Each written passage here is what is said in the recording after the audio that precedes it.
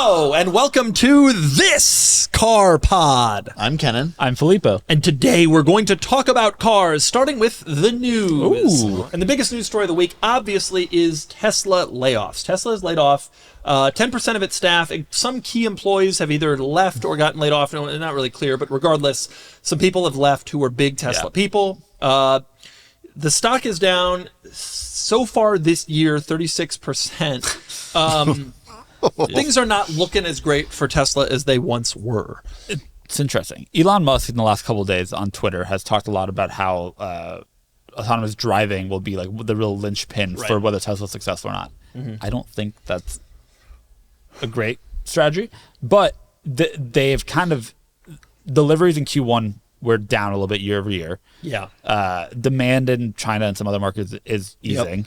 In the U.S., they're still delivering more cars than ever, and that grew. But they made some big bets on we're going to keep delivering more and more and more. I have to imagine that their profit margins aren't huge on these cars. Right.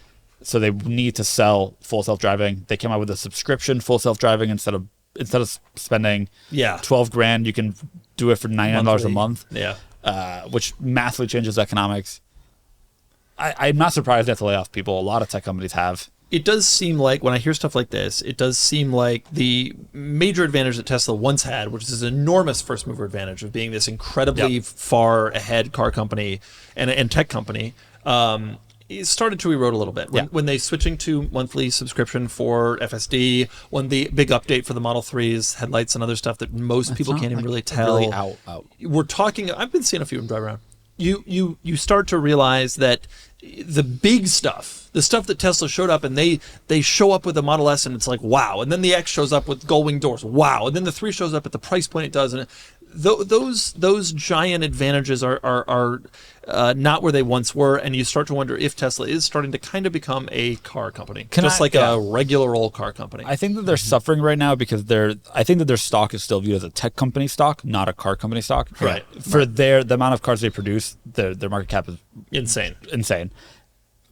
And in Q4, a third of cars delivered in new cars in San Diego County were Teslas.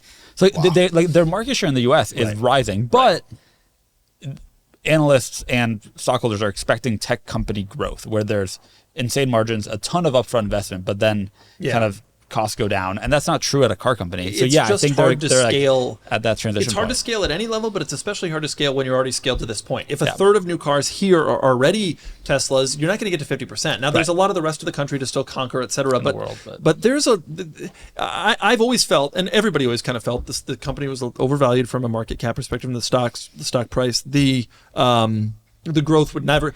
There would be something that would kind of change the trajectory of the company, and maybe we're seeing that now. There have been other times where people have made that assessment before, and they were wrong.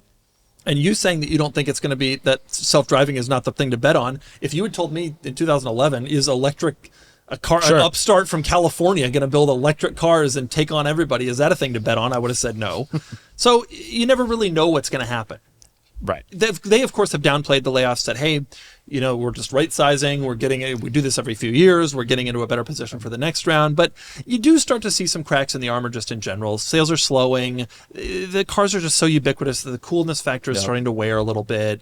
And I think that in the end, when the book is written, the focus on Cybertruck at this time in Tesla's history is probably not the right focus. It's a weird vehicle that has a niche market, and they probably could have had more success with something else. Like redesigning the Model Y. A redesigned Model Y, or even a larger Model Y that isn't a Model X, that is at a more affordable, reasonable price point, somewhere in between those two cars. Something that isn't a pickup truck that looks like a pro truck. Which, by the way, I think the Cybertruck is super cool, and I love seeing them around. I legitimately do. But it's if investors are looking for scale and growth, it's an interesting concept. Software will be kind of, I get why Elon Musk is betting big on that, and especially communicating that out. I think that to tech company investors is what they're looking to hear. We'll just see what happens. On the subject of Tesla slightly, Kenan, you have something interesting for us. Yes. So in a different country, Maserati has come out with a convertible version of the GranTurismo called the Gran Cabrio, just like the last one. But what's interesting is they're offering an electric version. So you can get a gasoline-powered car called the Trofeo, and this is the Folgore. Thank you for correcting my Italian. That's the native speaker. Fascinating car in that, crazy amount of horsepower. So 881 horsepower. 818. 818, thank you. 1,000 foot-pounds of torque. 1,000 foot-pounds. Wow. Three electric motors. Do we know what the range will be? So it'll be about 280 miles is what they're claiming. But of course, it being a Maserati, it'll probably be thirstier than you're expecting. It'll probably be a little bit less than that. And the 280 number they're quoting is probably the European cycle. In the US, it's always a little bit lower, so maybe 240. But possibly worth it for 818 horse and 1,000 pound-feet. Do we know pricing? In an Italian I assume convertible. $3 million. Based on the fact that the regular GranTurismo, despite looking identical, is $200. The reason I brought this up as a Tesla analog is because years ago Tesla showed us the Roadster, and we thought that was going to be the first electric sports car, and instead somehow the first electric sports car that isn't $1 million like the Rimac Navara is going to be a Maserati that looks like the previous one. Is going to be just it's going to be a recycled Maserati. Yeah, right. It's exactly right. Like and that there's a gas version of. Yeah. It's not like it's some crazy, like, wow, this is your opportunity for first. No, you can buy a gas one today in a dealer for 20 grand off sticker. So Maserati, you can hold your heads high. Yeah, you beat we did Tesla. it. We beat Tesla.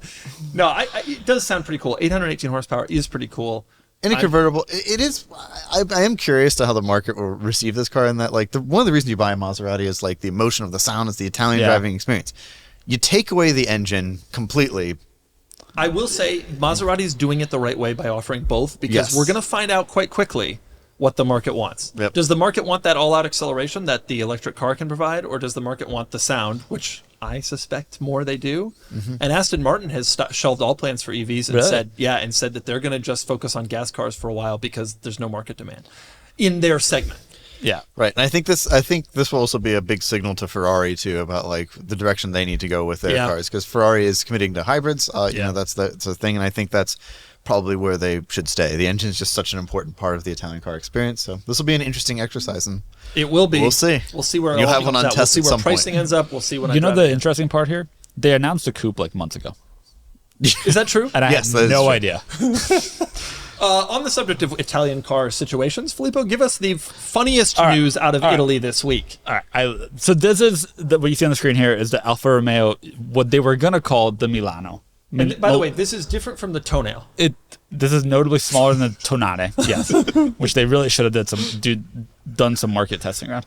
So this is never going to come to the U.S., or at least they have no plans for it to come to the U.S. It's like a subcompact luxury crossover. But they were going to call it the Milano. All other Alfa Romeos are named Italian names. Milan is, of course, a city in northern Italy. The Italian government said that in order to name it that under Italian law, it needs to be built in Italy. Italy has a law that's like intended to make it so that you can't call cheese Parmigiano Reggiano if it's not made in Italy. Right. There's a bunch of like cultural heritage laws like this here. The California wine, you can only say that it's from Napa if it's actually, or whatever. Like, sure. There are these rules. But the Italian government came out fiercely against this being that if it's not built in Italy. And obviously their goal was, please build it in Italy, or at least like come to some agreement here. They've been in negotiations. They hadn't conceptualized the idea of just changing the name. Guess what they're calling it now, Kenan?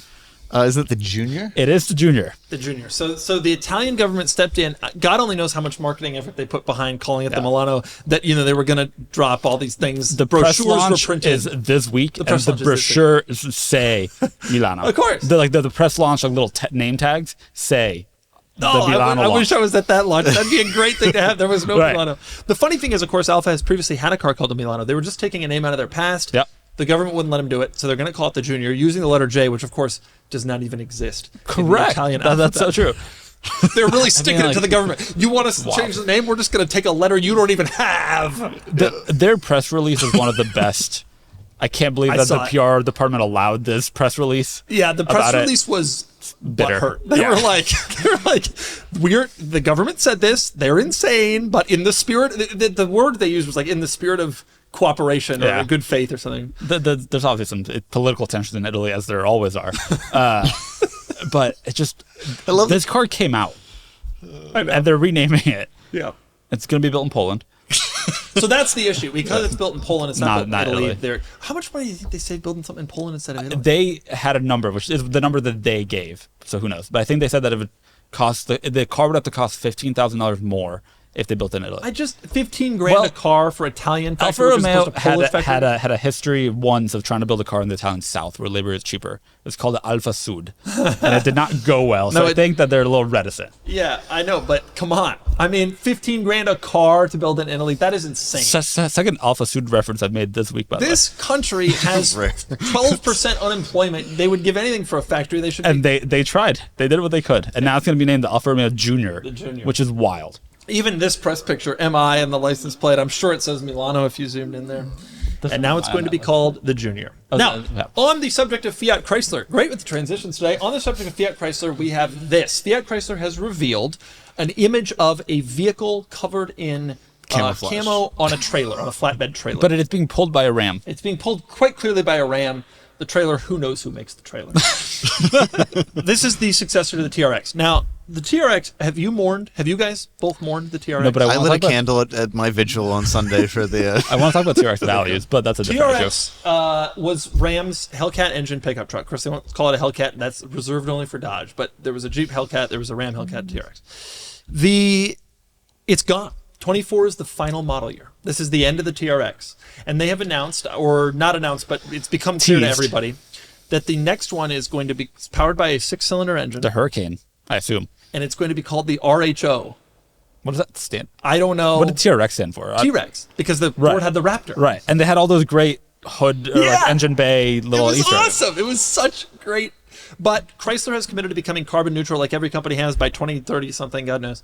And so they can't sell a car with a 700 horsepower V8 anymore, supercharged V8 anymore. Right. And so now they're actually going to go way down in power. The rumors are 5 something. Oh, that's not going to be. Really? Yeah. There are going to be a lot of cars that retreat, and some are just going to go electric instead of retreating. But this is like really one of them. But why not just add electric assist and bring it up to the same power figure? Like, why not add something? Like, I imagine cost. I mean, packaging. But it's not like the TRX was cheap anyway. Like when it came out, like, people were willing. They were to pay. 95 grand. Yeah, I mean, people were willing to pay. I always use that as an example. The 355. The pickup trucks are more expensive than what I paid for my Ferrari. But like, why not make it crazy, powerful, reliable, better?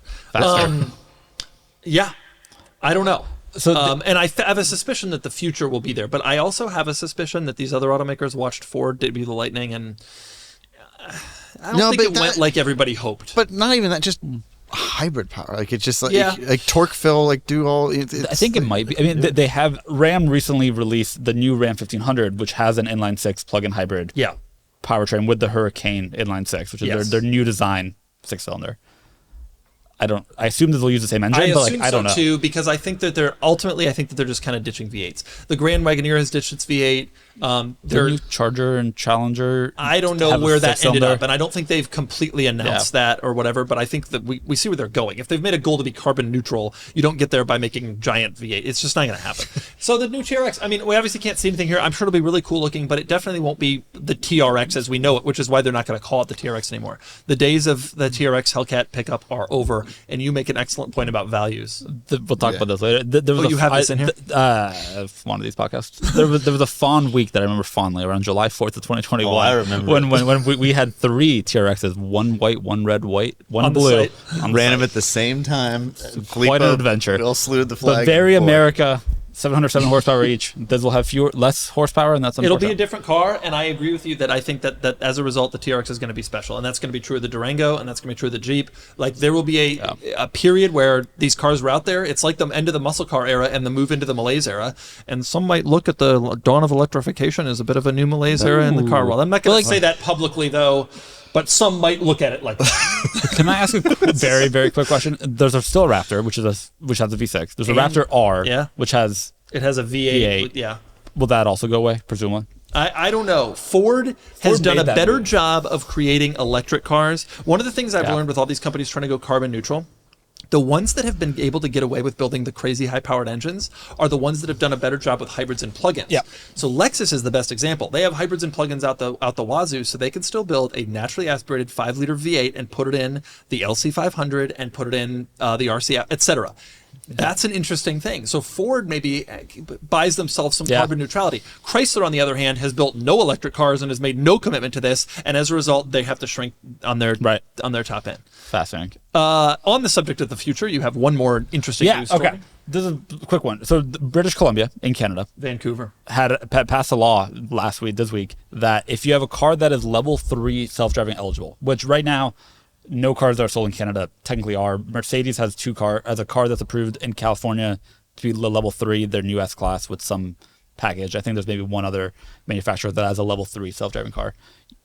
Per new British Columbia law, you cannot drive that vehicle in British Columbia. Why? Because there's liability presumably concerns. They made it a little bit overly broad, and they meant that you can't use that technology. But the way that it is phrased, you cannot drive that vehicle. So if you in California are buying an EQS or an S-Class with level 3 self-driving, don't go to British Columbia. That's the takeaway. But it's interesting because you love this tech. I do. You fully support it. It's interesting to see how different states and provinces and it's regulate hard. it. It's already difficult for automakers to deal with the myriad of regulations between U.S. states and Canadian provinces. It's going to get harder. Right. And this is crazy stuff, but this is the beginning of the era of laws about autonomous and such. Yeah. And there was going to be laws, and Nevada has a special license plate for autonomous cars. Really? Yeah, it's red. It's red. And if I remember correctly, look out. Right. Yeah. If I remember correctly, British Columbia has like a province-wide insurer. So maybe that impacted it to your point. There's a liability concern. Okay. But like liability is going to be the issue of the day for the foreseeable future of cars. Yep. Okay, those are our news topics for today. Next, we move on to generally talking about car topics. Ooh. And I want to start with my Toyota Sequoia, which I've now owned for a month. Congratulations. Has it only been a month? It's been a month, and I'm on the first tank of gas still, because it gets great mileage. Oh, yeah? What's again? 10 miles per gallon. It's actually up to 12. No, the truth is I haven't driven it, and I don't really plan to. But I have it, and so there's that. When was the last time this car turned on? 2 weeks ago. So, like, a lot of people, you have to maintain your exotic cars. A lot of people have to go and start them regularly. I am worried the battery will die. For you, it's your daily driver that you have to go to occasionally start because you drive your Lamborghini. My wife and I share my Mercedes station wagon, which is great, and that's been great. The Sequoia was really only bought for very specific purposes, like long trips, which I will use it for significantly quite soon. But so far, I haven't driven it much. Now, I am going to drive it on Friday to try to wrap the camo fenders in just straight black. Thank God. I'm going to try to wrap the fenders in straight black and remove the giant Sequoia badge on the back. So I'm kind of unhanging it a little. We're then going to paint the wheels gray. So there's some progress that's going to be made. Then the car will be less onerous to drive. And ostentatious to look at. Yes. Man. But I haven't used it much. You haven't driven it in 2 weeks. You want to drive it? No. Now, that's the reality of it, yeah. The reason I bring up my Sequoia is actually not to talk about how I haven't driven it in 2 weeks. It is because when you purchase a brand new Toyota, you are sent 1,000 emails by Toyota about, how was your purchase? Here's how to work the technology. Do you want to sign up for this? Do you want to sign up for that? One email described how to use Bluetooth. Oh. Which did you learn? Having used it for the last 20 years in a variety of portable speakers, automobiles, everything, I already knew. But one of the emails I received was an email that offered me the ability to buy Toyota gifts. So I have bought presents for the two of you. Oh, you're kidding. And I'm going to tell you right now, these gifts are the stupidest things that you could imagine that Toyota would possibly offer. I'm so excited. In fact, they have offered them, and I have bought them for you. I'm so excited. Do you think that you're the first person to buy these? Yeah, and you should have seen the process. It was wild. It was clearly done by someone who had never done order fulfillment before. And so, like, the email comes, I select. I get an email confirming. I get a second email confirming again. I get a third email saying that they were going to be split into 2 different packages. I get a fourth email saying they've shipped. Like, it's absolutely, clearly no one has ever ordered this crap before. But I did, and I ordered gifts for you. For Filippo, I have... I will cherish this till the day I die. And so I got him a TRD dog toy. Thank you. With lines on it, and it says TRD. I will not be giving this to my dog because I cherish it too much. Cassie, I'm sorry. This is a special treat for a dog or you. I've never felt more valued. And by the way, that's not just a regular Toyota dog plushie. That is a TRD dog. Toyota that is an Racing endurance Division. Plushie. That thing can take a lot, you know? Yes. I should only spot clean it. Oh, okay. So.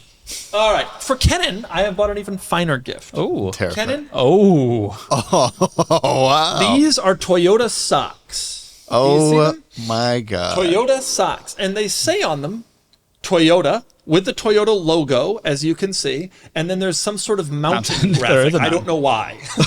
And then there's like some blue stripy lines. I Wow. figured you could wear these around the house when you're with Emily, just kind of kicking it on a Sunday. Or one of our ski trips. So Yeah, you could even re-gift them to Emily. I'm sure she'd appreciate them. Very, very comfortable. These are two. I'll keep these for myself. The only thing I could promise you is nobody else has these because no one else would ever order anything from the Toyota email after you've bought your car. Sounds like you get a lot of communication, you know?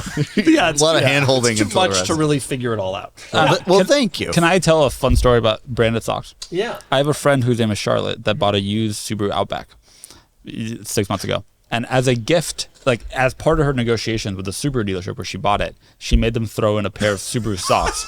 I should have done that. She wears with frequency. I should have done that. All these things were like $80 because there's more. There's more. This is a gift for the office. I have bought 2 more gifts for the office. Number 1 is a stuffed goat who's wearing a shirt that says goodness. Toyota. Do you see this? That's It's incredible. A stuffed goat wearing a shirt that says Toyota. It has a beard. Yeah, he's got a little beard. He's like it's like a mountain goat. That's incredible. A shirt that says Toyota. And I have a stuffed bee who's wearing a shirt that says Toyota. Now I know what you're thinking.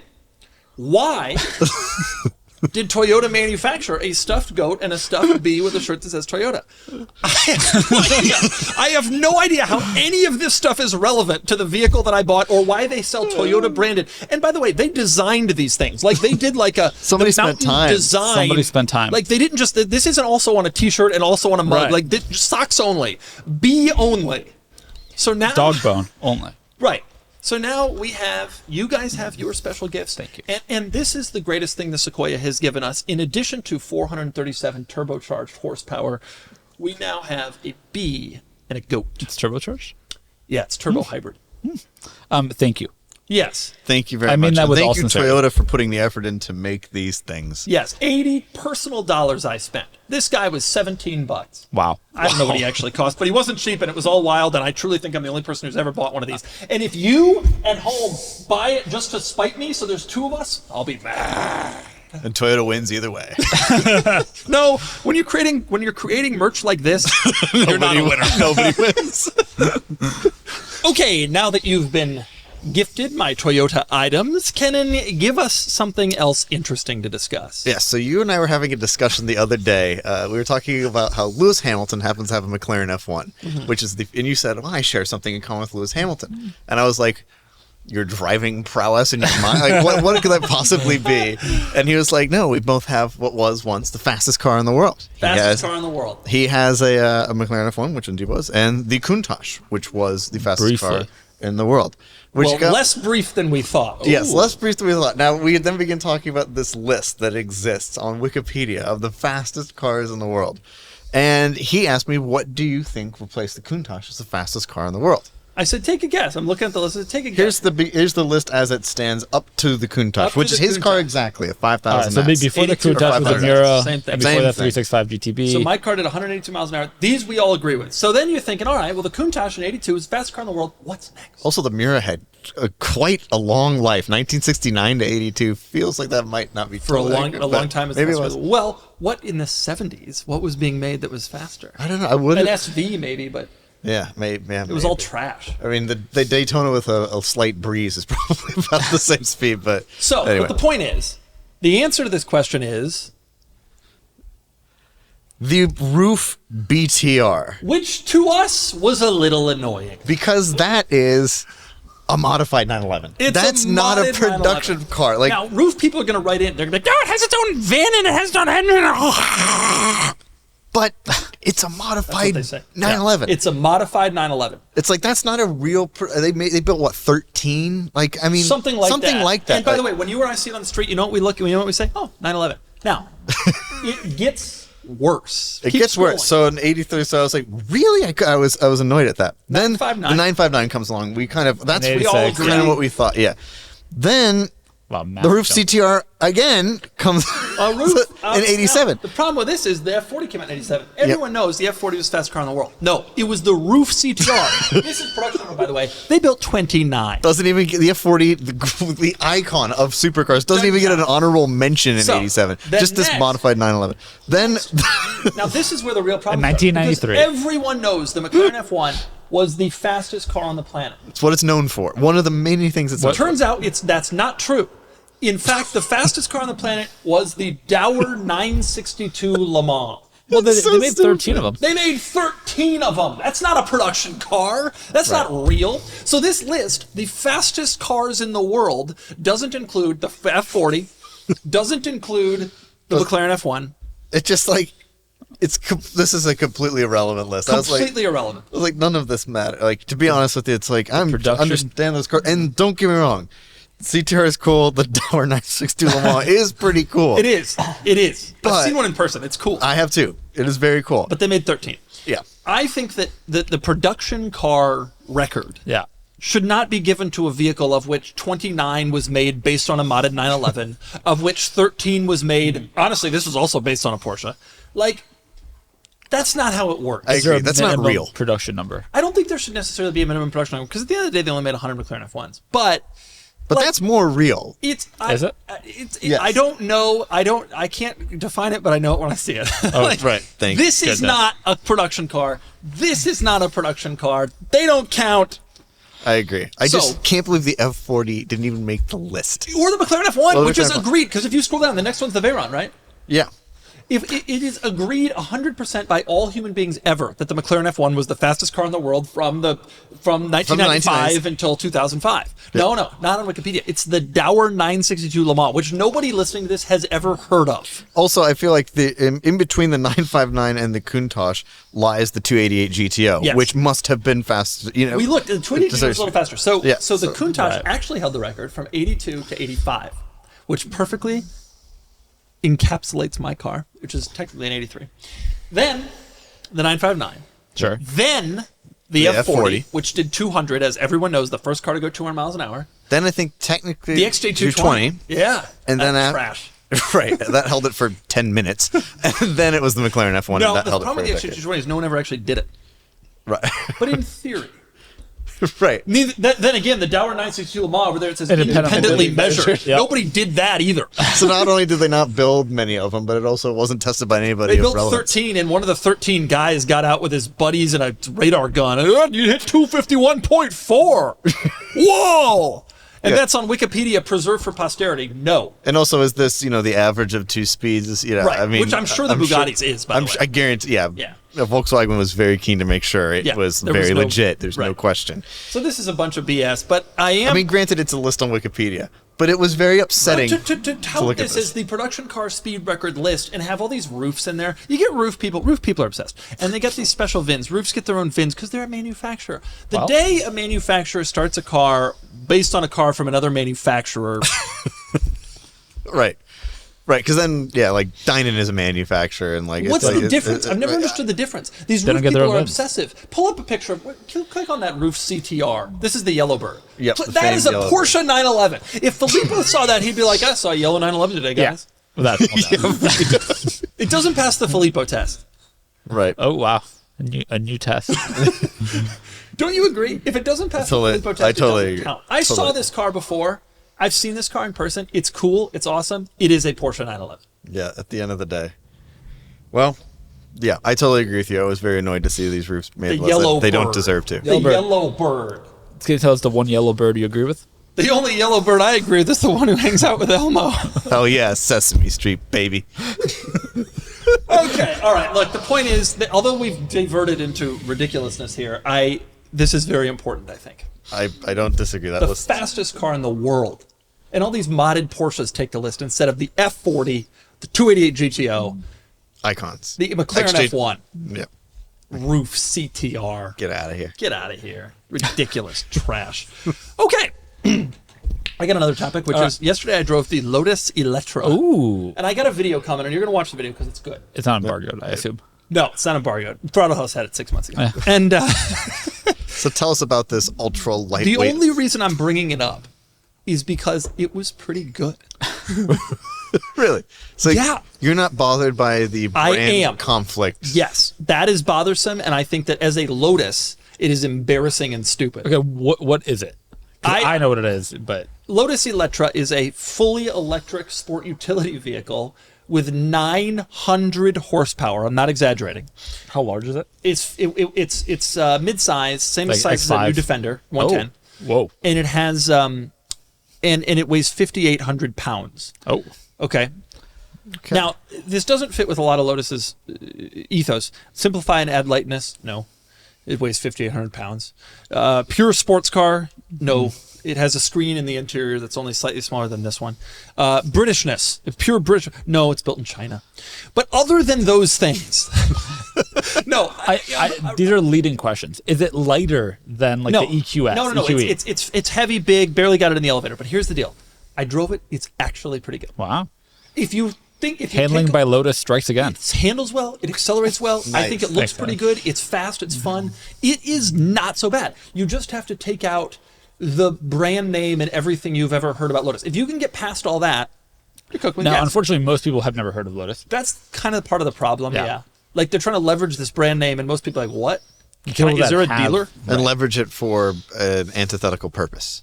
Right. So... It works for Porsche. The problem is, it's hard to complain because every one of these brands has. Yeah. I mean, Maserati has one. Bentley has one. Porsche has one. But this is even more antithetical than any of them to what they exist for. Lotus is all about simplicity. Right. I mean, Colin Chapman's cars were known to be dangerous in the day because he shaved off so much weight they were death traps. Colin, by the way, the Lotus logo is on this car like 400 times. There are Lotus logos in places you've never seen a logo ever. The front trunk, you open up the front trunk and there's a plastic cover for the actual cargo compartment, and printed on the plastic cover it says Lotus, pioneers since 1948. Wow. And I'm sitting here looking at this electric Chinese SUV that weighs as much as this entire set plus decorations. Like, I don't know about that. But it actually was fun to drive, fun to use. The tech was good. There's some really weird quirks and gimmicks to it. So good car, just have to get over the moral implications of moral implications. That's exactly the brand dissonance. Telling people you drive a Lotus and then. And by the way, that's not true of all of these luxury brand SUVs. Like the Maserati Levante is not a good car. The Lotus is a good. It was good. It wasn't bad. I'm glad to hear that. I mean, they won't. Surely they're not going to sell many of these. Literally never see them. No, that will never. Was it competitive in the segment? Well, the problem is the price tag. So the one I drove, there's two. There's the base model with 600 horse, and there's the R, the one I drove with 900 horse. Sure. That has a starting price of $145,000 or $147,000. Even the base is like $106,000 to start. So when you think about like the iX is like a 6580 car. What does that compete with? The XM? Cayenne Turbo that's well equipped. Yeah, the XM, which you don't want to be competing with the XM because the XM is competing with you do want to be taste. competing with the XM. Right? Yeah. Right. You can't lose that competition. No, that's true. Everyone will win that competition except for BMW, who has lost the moment that car showed up in our lives. Wow. Yeah, it's expensive. But it's good. It was fun to drive, legitimately fun to throw around. Luxurious. I actually enjoyed it. Yeah, it's really nice. It's got cool tech. It's got one of those sunroofs that you push a button and it's not a sunroof anymore. Nice. Yeah. And that'll last. And there certainly won't be any problems with Lotus dealership support either. For instance, I know where my local Lotus dealer is. No problem. Of course. I assume you looked it up. I have no idea. Neither does anyone truly else. Have no clue. And the concept that a Lotus dealer is now going to figure out how to service and sell and support a full-size SUV. Are there standalone Lotus dealers? Like, I assume there are. There is a Lotus dealership. It's on Balboa Avenue, which is in Kearny Mesa. Unfortunately, it is permanently closed. Yeah. So other than, but it could open someday. What else are they selling? They're selling the Mira, and that's it. They are selling the Emira, which is also a pretty good car. When you type in Lotus dealer, the closest Lotus dealer is Aston Martin of San Diego, which is an Aston Martin dealer. Right. Okay, let's move on to British account. The next closest one, by the way, is Lotus of Orange County, which is in Costa Mesa. Which is where all of them will be sold.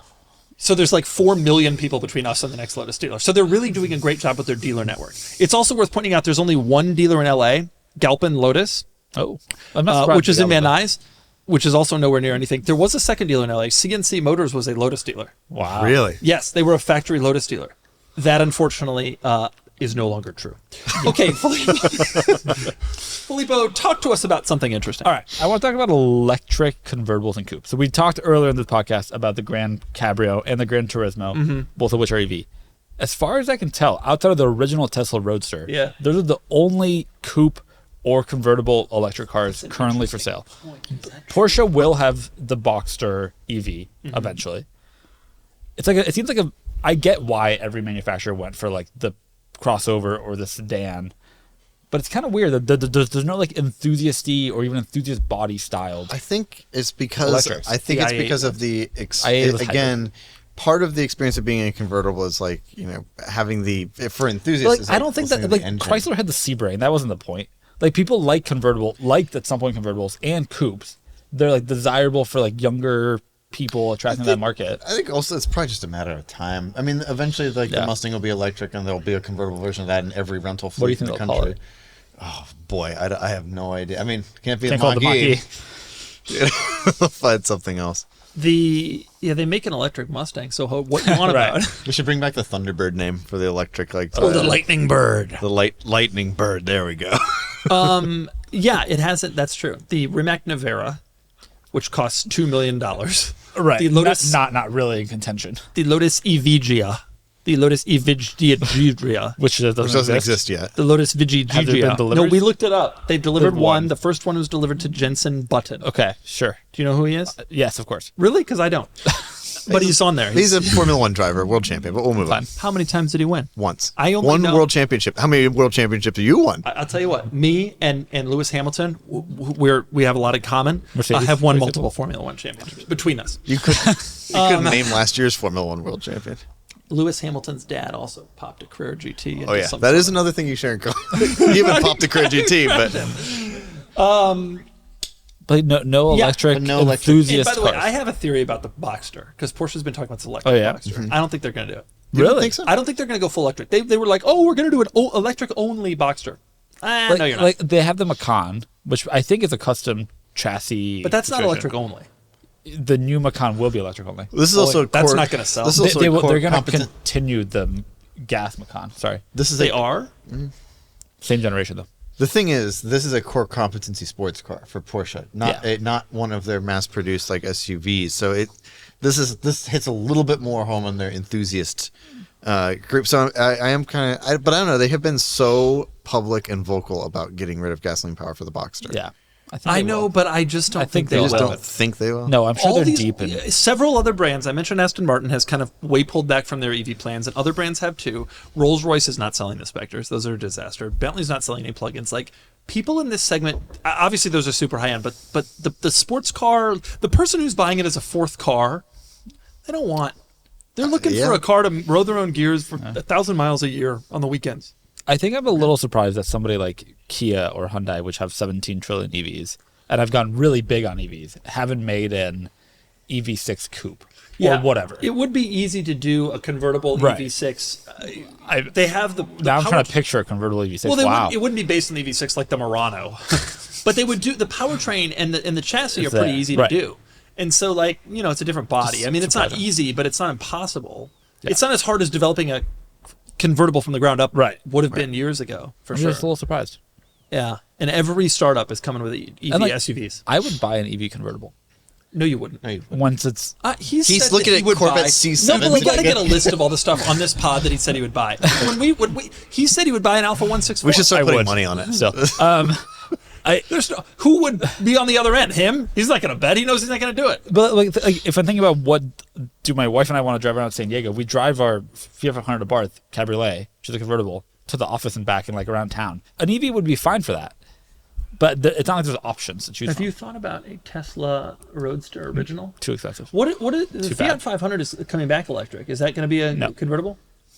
Not as far as that. They have not, to my knowledge, hatchback only. Yeah. Well, that's hot hatch. That's a situation. No, it's an interesting point. Yeah, Volkswagen EVs in hitting the EV world, they've tried to hit the largest bell curve of the buyers, which makes sense. But I'm just surprised that somebody didn't try to be different. Yeah, it would be an interesting point. Like, you could own the segment. Yeah. Well, Tesla said they would be different, and 4 years later, here we are. Yeah. Oh, you're still waiting for your Roadster allocation? I think everyone is. And then again, like Volkswagen claimed they were coming out with the ID Buzz in the US, and yeah, the cool EVs we're still all waiting for. Okay, with that in mind, it is now time for our market report. Market report of interesting goings-on in the car market. Yes. I want to talk about, speaking of EVs, the Tesla Cybertruck. Can you pull up our recent Cybertruck no sales? Hey, we sold one. All right, so Cybertruck, we came with the first run, bid to 158. That dude should have taken it. Yep. Should have absolutely taken the 158. Next was bid to 145, and we sold one for 146. And one was bid a couple days ago for 129. We have one currently live that's currently bid to 130. 130. So, but nonetheless, the point is made. These aren't doing all that great. They also can't be sold new currently. No more deliveries are happening. Yeah, for a second. It'll be fine. They'll fix that. Yeah. Stop sales are common. Everybody freaks out when Tesla has a stop sale. When I worked at Porsche, I mean, look, this, probably under some NDAs. No, I'm kidding. But it's common for all automakers, truthfully, to have stop sales. And they usually fix them within a couple of weeks. Prices are not strong on the used market. I mean, put differently, prices are 15, 20K above MSRP, and MSRP is 100. Dude, Hummer EVs we were selling for 200 over when it first came out. I truly think that was a different time. Rivian, R1Ts are selling for MSRP or below the new MSRP. That's kind of the point that they changed pricing. So that's the point that I was going to make. It's a different time. Things have changed. We talked about this already on a pod. But it's even become clearer. Yeah. Like, I think within 6 months, these will be sticker. I think within a month. Tesla's building a lot of them. They're very polarizing, and people aren't willing to pay like they once were for these things. And it's kind of interesting to see it happen so fast. Also, demand for $110,000 pickup trucks is lower than it was 2 years ago. R1T lease deals are what, $700 a month? Yeah. Right. Imagine again, if Tesla had brought this to market when they said they were going to many years ago, they screwed up. They so would bad. have absolutely annihilated. It would especially because it would have been 21. Not only would they have been the first truck, but they would have been at the heart of one of the greatest sales periods in the entire history of the automobile. These things would have been actually profitable and successful. Right. And we had such a long run of Rivians when we started to get them on the site when people were submitting them, and it's clear that the run of Tesla's of Cybertrucks being well over MSRP is going to be. We're going to still sell a bunch of them. We'll still sell a lot, but like we're going to make money on them. They're going to make money on them. We'll be happy, but like it ain't going to be like it was Hummer EV. Yeah. When Hummer EV lasted a year at like 100 over. The first ones were 200 over, and then they were 100 over. And then it was like, and now they're like a sticker, but that was like a year. I do wonder if there's going to be, they're only being sold in the US currently. Yeah, they don't sell in Canada? Fine. Okay, North America. You think Canada's part of the US. He's one of those. I wasn't thinking about Canada. But my point was going to be, I wonder if there will be international demand for a while that keeps it at or above MSRP, because there's people that are willing to bring them to the Middle East, especially, where I feel like a truck like this would be kind of desirable as like a status symbol. He is Canadian, and he's mad at you. I am shocked they're not selling in the Middle East. However, I wonder if the secondary market will. Yeah, no, surely. The Middle East gas is free, though, so it's less of a thing. But this is the kind of thing that would sell in the Middle East. I'll never forget going to Dubai and discovering that Middle Easterners are just Americans. Or, hey, it would be allowable in a lot of European city centers. It would not be allowable. It would be. Oh, because it's electric. It's electric. Imagine beautiful cathedral, a Cybertruck. The Cybertruck would be the cathedral. Yeah, you're the richest man in Germany. You'd be the one. Totally. Okay, Ken, a next market report topic. Yes, so we have mentioned it a lot recently, but we had a Fisker Ocean that transacted. Fisker Ocean. God, look at the price. It's for $31,750. Go back to that. That is absolutely hilarious. So the first two we sold were the base model. The first dude turned down 65, which was one of the greatest financial mistakes in the history of time. The second dude turned down 62, same thing. Then we sold the Extreme. That's the best one. Best one, highest trim level. Wow, and a nice color. Wheels. Nice color. Everything about it was and it had 700 miles, and he sold for $31,750. Now, the sticker on this car was 65,160. And it was 700 miles. So quick depreciation count. Destination charge $2,400 on this car. Wow. Where is this? It's built in Austria. Well, that's right. Of course, it's built in Austria. So not eligible for tax credit. So also, currently new ones are 40, I think, Extremes, like 2023. Is that right? So this person lost $34,000 in 700 miles.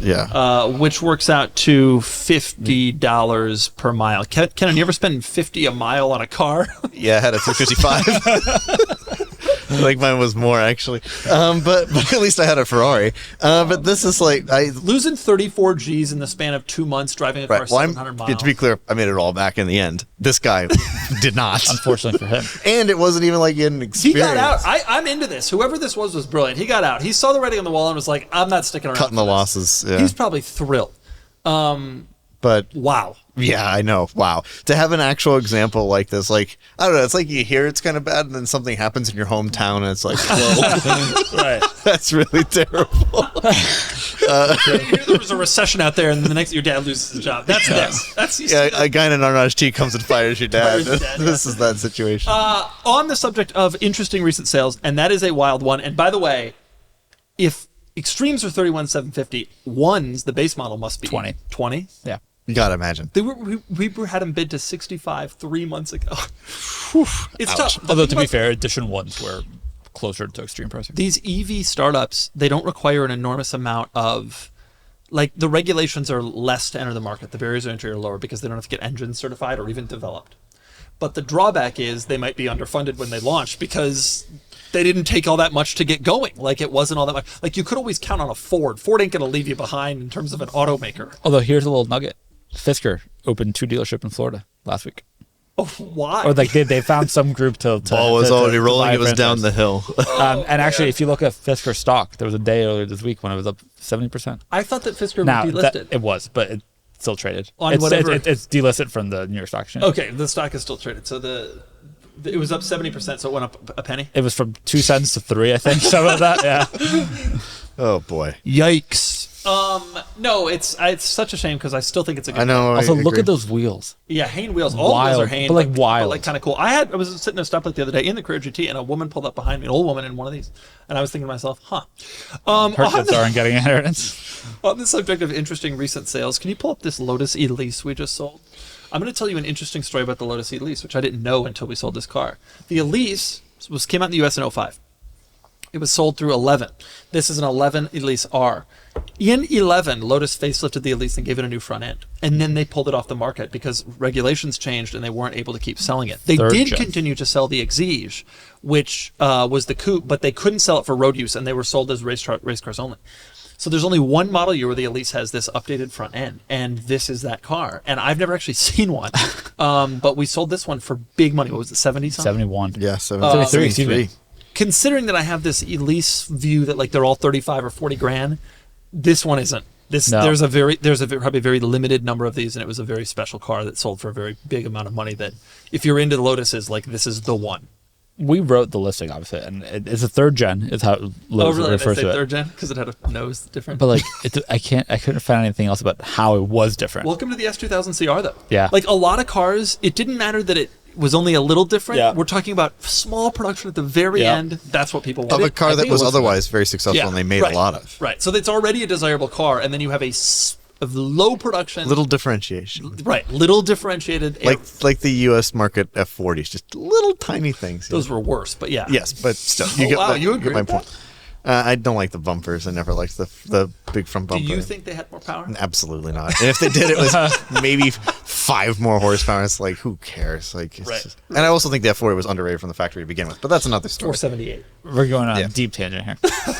Yeah, but it's relevant to Elise shoppers. No, I was really impressed with this sale. Great Wrong sale. And I was really happy about it because I think that this is a special car that deserves to be recognized as being special. I'm glad it was. And it that was definitely maybe the one to buy. Also, the other Elise sale from this week of that track modified one, also really strong. Yeah, Elises are maybe a little stronger than I thought. There was a time when truly you could buy sell for 30 grand all day long, and those days are gone. But 40 will still get you into a decent Elise. Yeah, exactly. Filippo, you have another excellent topic. We were talking about the TRX earlier today.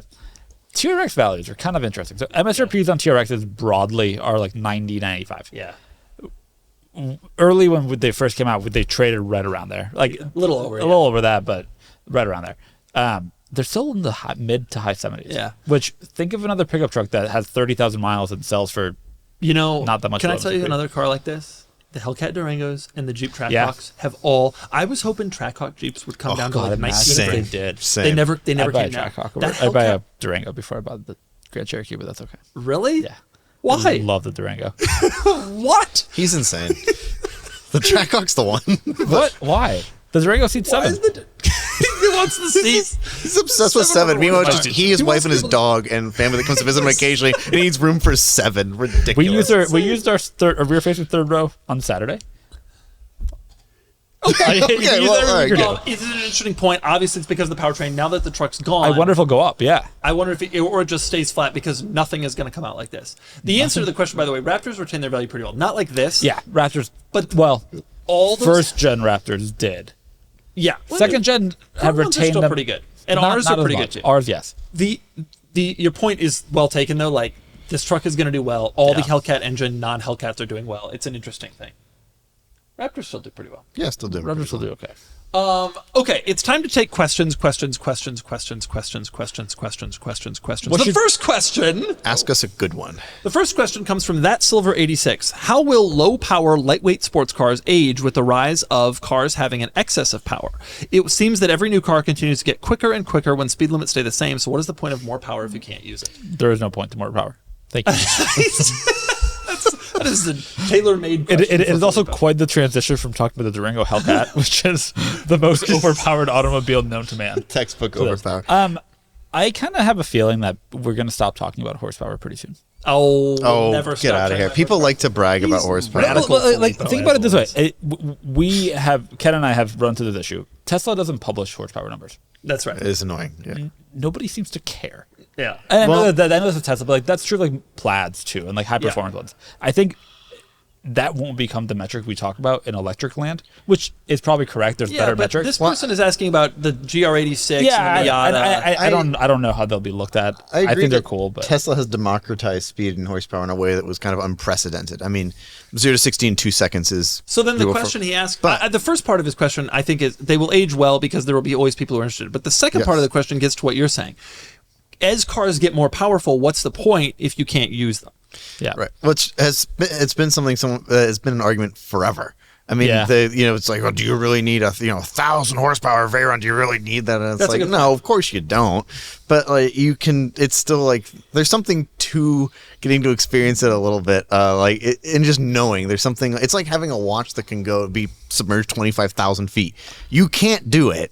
But there's something to knowing that you can. No, but I don't think it diminishes.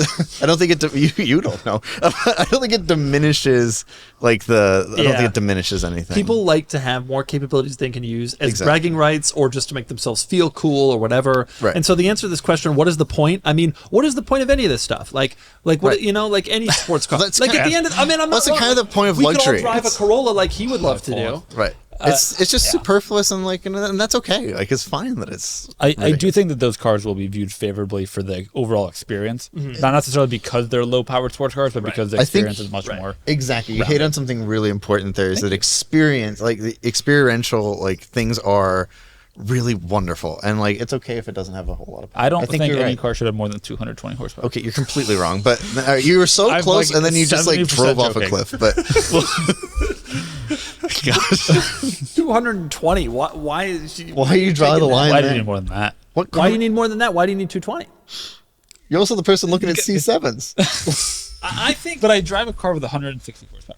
Oh, how modest you are. I think the question, you answer the question right. They will be looked at well because they will provide a great experience that will not be repeated with electric cars under any circumstances. But the answer to the question, what's the point of more power? What is the point as has always been? What's the point of anything? It's cool. It's cool. It's fun. People like to be able to say it, and occasionally they do use it. Let's be honest. You got a plaid, you open it up here and there. Even when it's not legal, let's be honest with ourselves. You got a nice open stretch of straight road. You got a passenger or 3. You want to see it happen. People do it. Yeah. Yeah. And it's cool. Yeah. Can we take a quick tangent? Ioniq 5N. Yeah, what's that about? Their review's out now. I saw that. You'll be seeing it next week. Some of that. They have a mode that simulates an internal combustion engine and a DCT. So they have a mode that simulates the experience somehow of a non-electric car changing gears as you accelerate. So what they have is they've simulated disappointment. Is what they've done, basically. I can't wait to try that. That's interesting. They've simulated driving in a gas car. How bizarre. A high-performance gas car. How bizarre. So I'm excited to hear what your thoughts are about this. We'll find out next week. Okay, next question. Next question from Ariel Fuller. If you could eliminate one car from having ever been produced, what car would you pick? I got 50 of these. The BMW 2 Series Grand Tourer. XM. The XM. Now, the XM has a place. It wouldn't, by the way, be the Murano Cross Cab. Stuff that's weird, I want. Yeah, and there's some charm to how bad that car is. Yeah. But I can come up with a million B-Class Come up with electric. at least one more. Oh, B-Class electric? Why? Isuzu Oasis. The B-Class electric is great. Mazda CX or MX-30. Yeah. I think we can all agree. The original Lincoln MKX. The original Lincoln Aviator. It's tough to pick just one. Cadillac Catera, maybe? Ooh, that was bad. Yeah. Cadillac's made some real trash. Yeah. I don't know. The answer is it's the Mustang too hard 2. to narrow it down. You give me one. Mustang 2 is pretty bad. I was having a conversation earlier today with a coworker, and they asked me what my least favorite car that I most hate. F40. No, and I went for prior to 2012 late U.S. market Ford Focus. Yeah. Oh, because the Ford Focus didn't change generations in the U.S. till 2012. It was wild. From 2000, 1999, 2000. It was 09 that they've changed it. They facelifted it, but foreign markets received a whole new generation. It was a wild prior decision. to that point. That was a terrible The U.S. car. one just had a little facelift to add chrome, and I find that to be just insulting. It kind of was bad. Remember the Postal Service bought a bunch of those? It was legitimately insulting. Oh, Alpina, for yeah. you. The fake I agree C8. with you. The Focus, that gen Focus was a horde. Remember they did a two-door coupe? Yep. What was Now, that? they did cost $8,000 in 08, and they were the cheapest cars you could buy in the recession, but As they should have it was been. just deeply rude. It was insulting. Yeah, It was bad. Yeah, that's a really good one. For You know, let me ask you Europeans have this. no idea what we're talking about because they got a good A Ford good Focus, the second gen. And then the third gen, they reunited again. and I owned one. Let me ask you this. If the brand Infiniti didn't exist after 2013, would anyone have noticed? Is that the answer to this question? Someone the other day asked me, why don't you get a QX80 instead of your Sequoia? I'm like, There is a newer QX80, obviously. it is probably still 9 years behind because the last one was 14 years behind. Can I ask you a question? Did they work for Infiniti? Yeah, they must have been. Must have. They must have been getting employee pricing because that's the only way you could justify such I trash. think that any dealer would have given you employee pricing. Put it that way. Do you think there's any QX80s at dealers? Are there Infiniti dealers? You could get good spec Q70s. Q70. Remember the You could get Q70L? Yeah, right. You could get a What was good that? spec one of those. Remember the M35 and M45? I love should those. consider an M45. Who should you? Yeah. If you could find a clean 03 M45, Especially with the adaptive cruise. you never will. Pull up the 03 M45. Just to have one with adaptive cruise, because they offered it. I think so. That car is so cool. I wanted one It's of those gorgeous. so bad when I M45. was a kid. M45. No, Oh, do M45. not type in 3.5. We want the 4.5. This bad Yep. boy. Oops. No. No, that one. God, these were so cool. Yeah. Heinous car. You said it's Is it- gorgeous. Yeah, look at that side profile. it's like so bad. it's so. I love it. Gorgeous is not the right word, but it Rear-wheel is drive, interesting. Big V8, 340 horsepower, Gorgeous is definitely- and they were loaded with tech. This had adaptive cruise before anything had Yep. adaptive cruise. It's just This such a was wild car. cool. Oh yeah, It looks like a car that's been. It looks like a concept car that's been like flattened. Yeah. Yeah. it was does. so cool. I love these things. There are none left in nice shape. There It's the are same none, problem with every period. other Infinity. Man, this lives at a nice house. Yeah, you should have bought this one and saved it from whoever bought it next. How much did they pay? 7,700, pretty good deal. Okay, One the answer to family that owned. question is there's too many to there's a know, lot of but bad your cars. Ford Focus answer is a pretty good one. That Thank 09 you. Ford Focus facelift. Okay, next question. This is a good one from Water X. I love the podcast so much. Keep it up. Thank you. Thank you. Is that a question? No, the questions are two. Number one, what car did you pass your driving test in? And number two, what is your opinion on that specific car now? Oh. Kenan? It was a Chevy Malibu Max. My dad's Chevy Malibu Max is V6, what I man, took it in. V6. And my opinion is the same as it was then. Not a very good car, but my dad loved it. It's the only car he's ever loved. And those back seats that went forward and backwards. That's right. And the trans failed, and he had like a very high trim level, so he had the DVD player that folded up in the back, and it had the headsets and everything, wow. which we never used because I don't think it ever worked. But it was, and I remember you could also like lift the headlights off of the body. They were just so badly secured. I mean, it was a poorly built car, but I did pass my driving test in it with flying colors. Kel's Surprise. 3.5 liter V6. I distinctly remember Consumer Reports reviewed that car, and it had the best fuel economy of any midsize car that they reviewed. Oh, 26 miles per gallon combined. wow. I That's deeply. Don't know why I remember that from 2000 whatever. But what did you pass your driver? 2003 Honda Pilot. 2003 Honda Pilot, also a car that had trans problems. No, fewer than Odysseys, generally. But the pilots had the same. It was all bad. They kind of fixed it by 03. Kind of. It was. I drove that car a lot. It was good. I think that Just a car. I think that they've aged incredibly poorly, design-wise. I don't think they look good from the back. Still looks fine. The front looks hideous, but it was a great car.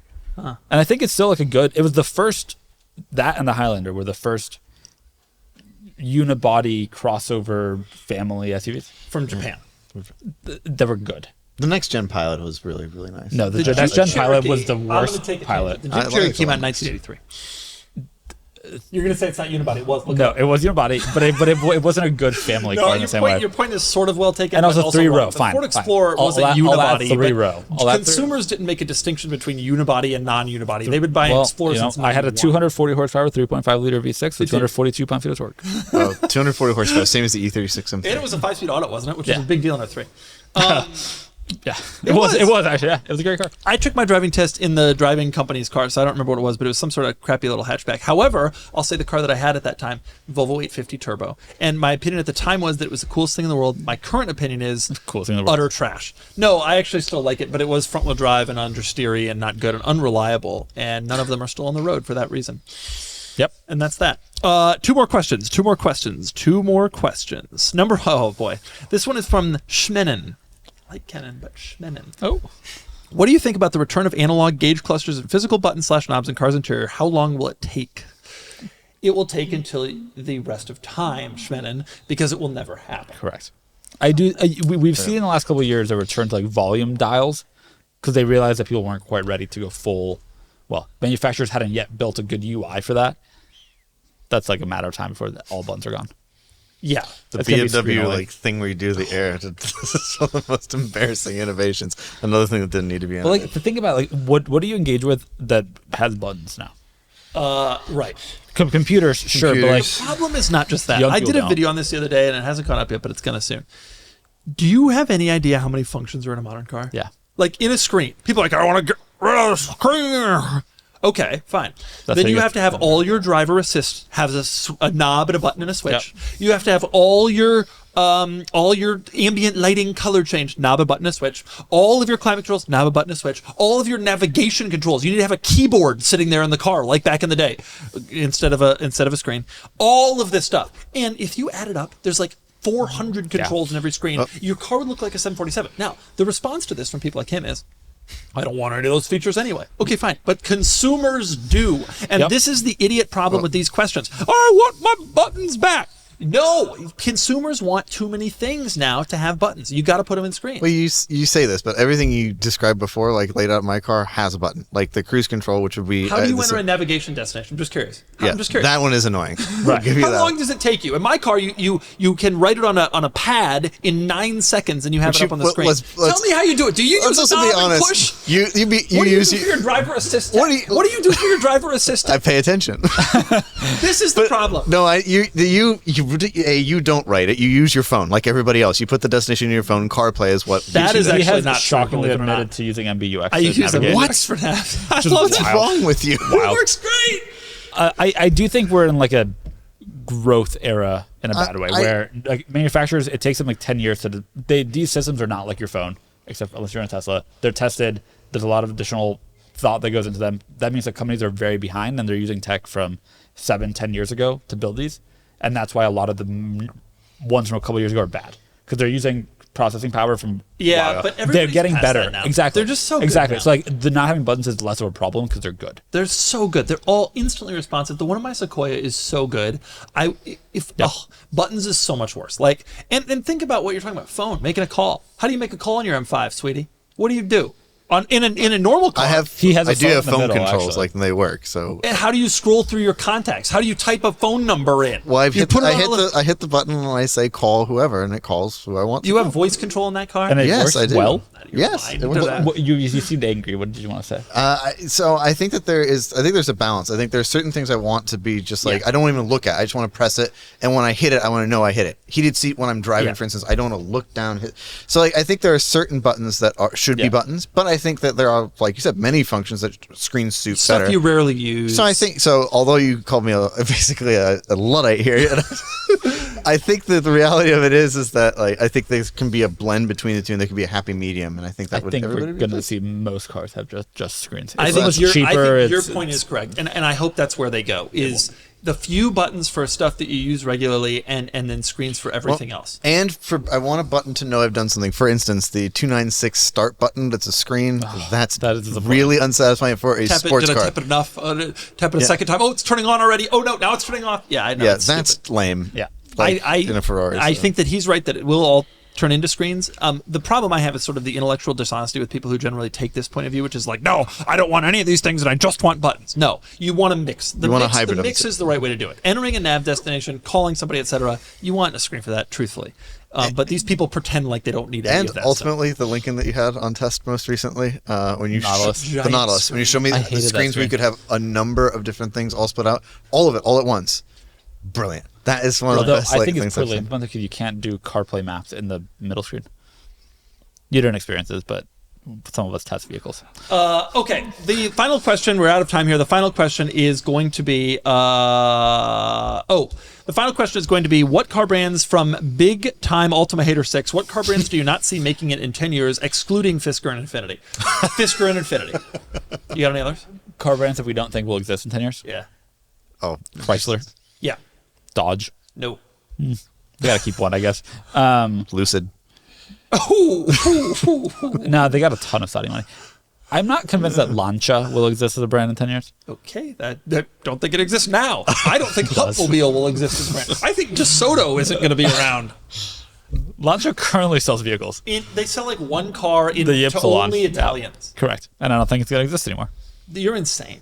I think a lot of the small EV manufacturers that are popping up, I just don't see. There's just like who? You're going to say VinFast. Don't say VinFast. They're a conglomerate. They have amusement parks. You can get amused. Yeah, maybe they should stick to that. I agree with you about Chrysler. Mitsubishi, it's insane. Mitsubishi is insane. They've got to go. I actually kind of like the Outlander, but yeah. You're nuts. That's a trash car. That's a Rogue. Mitsubishi's got to go. It's a reskinned Rogue that looks better than a Rogue. The Rogue's also a trash car, but you're right. They have the exact same tech, all the same switches. I'm aware. Same stuff. You think what do you think I am? Does Acura continue? Yeah. Does Buick continue? That's got to stop. Yeah. At some point, that's got to stop. I think Buick continues. They came out with a bunch of new cars. Yeah, but they're all bad. No, they're all good. They're pretty good. but Buick as a brand is not going to succeed. No, we'll be fine.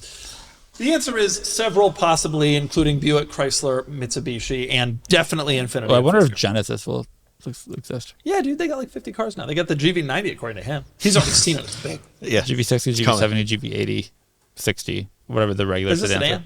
Yeah, whatever the 60 is. And then there's the coupe that is currently plasti dipped. Okay, that's it. We're done. We've gone over time. Goodbye, everyone. Thanks for listening. Goodbye.